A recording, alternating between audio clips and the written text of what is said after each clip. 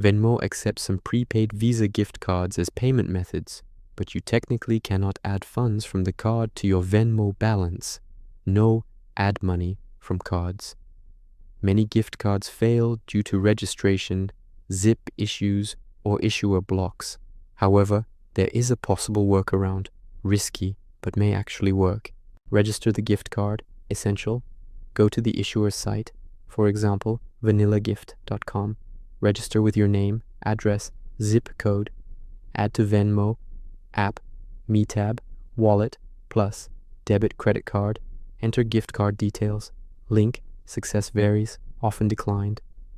Transfer trick, if added, send the balance to a trusted friend, family, using the gift card as source. They send it back. Funds now in your Venmo balance. Transfer to bank, better alternatives. Add to PayPal, transfer to bank.